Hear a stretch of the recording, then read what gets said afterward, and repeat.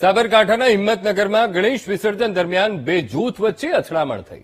શહેરના ન્યાય મંદિર વિસ્તારમાં બે જૂથ આમને સામને આવ્યા અને ઘર્ષણ સર્જાયું। ન્યાય મંદિર વિસ્તારમાં લગાવેલા હોર્ડિંગ પર ધાર્મિક ઝંડાને લઈને ઘર્ષણ થયું। હોર્ડિંગ પર લગાવેલા ધાર્મિક ઝંડાને બીજા ઉતરાવી લઈને નવો ઝંડો લગાવતા આ મામલો બીચક્યો હતો। જૂથ અથડામણને લઈ સ્થાનિક પોલીસનો કાફલો પહોંચ્યો ઘટના સ્થળે અને સ્થિતિને કાબૂમાં લેવાના પ્રયત્ન હાથ ધર્યા છે। હિંમતનગરની આ ઘટના છે। ગણેશ વિસર્જન દરમિયાન જ બે જૂથ એકાએક આમને સામને આવી ગયા અને ઘર્ષણ સર્જાયું છે। શહેરના ન્યાય મંદિર વિસ્તાર અને જ્યાં બે જૂથ વચ્ચે ઘર્ષણની ઘટના બની છે। ન્યાય મંદિર વિસ્તારમાં લગાવેલા હોર્ડિંગ પર ધાર્મિક ઝંડાનું આ બાબત અને જેને લઈને બે જૂથ વચ્ચે ઘર્ષણ સર્જાયું। તો હોર્ડિંગ પર લગાવેલા ધાર્મિક ઝંડાને બીજા ઉતરાવી લઈને નવો ઝંડો લગાવાતા મામલો ભીચક્યો હતો।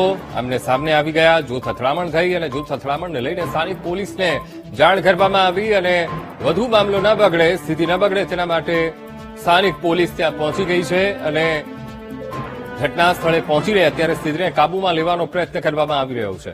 તો આજ મુદ્દે સંવાદદાતા સંદીપ ફોનલાઈન પર। સંદીપ, હિંમતનગરના ગણેશ વિસર્જન દરમિયાન બે જૂથ વચ્ચે અથડામણ, અત્યારે શું સ્થિતિ સંદીપ?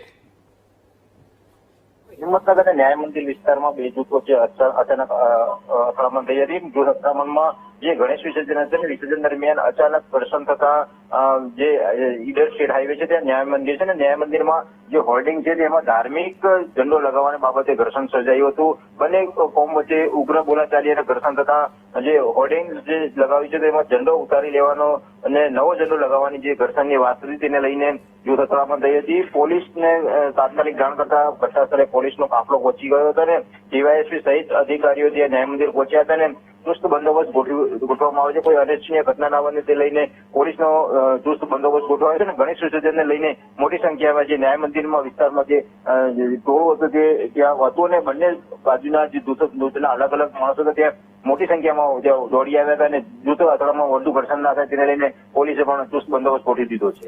જી બિલકુલ સંદીપ, સમગ્ર માહિતી સાથે જોડાવા બદલ આપનો આભાર।